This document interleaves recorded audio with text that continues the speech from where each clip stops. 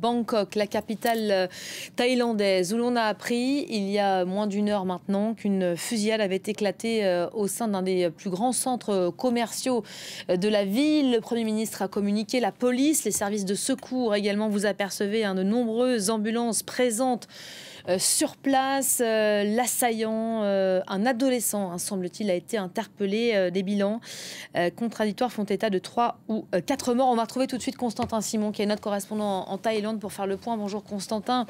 La police donc, qui indique que l'auteur de la fusillade a été interpellé, un jeune homme âgé de 14 ans, je crois. Exactement, c'est un profil assez jeune. Il semblerait que c'était un tireur isolé. 14 ans, c'est assez surprenant.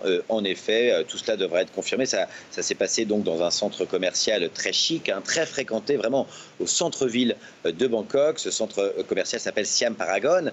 Et on a vu des vidéos sur Internet circuler très rapidement où on entendait 4 détonations très violentes. On voyait la panique des gens présents dans le centre commercial, les vendeurs se mettant à l'abri, une foule de gens aussi réussissant à s'échapper à l'extérieur du centre commercial qui est pour le moment fermé, comme la station de métro voisine. En tout cas, c'est assez surprenant, assez mystérieux, parce qu'il y a assez peu de fusillades ici en Thaïlande. On n'est pas à un scénario à l'américaine, si vous voulez, où il y a très fréquemment des fusillades.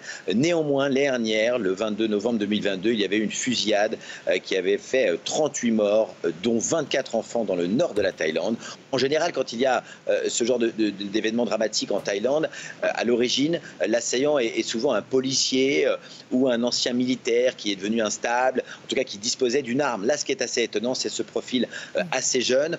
Le nombre de personnes mortes serait donc de 3, mais c'est à confirmer, évidemment, c'est selon le service des urgences. En tout cas, si la région Asie en général est plutôt épargnée par ce genre de fusillade, il faut tout de même rappeler que la Thaïlande est le 2e pays le plus touché de la région, après les Philippines, en nombre d'homicides par arme à feu.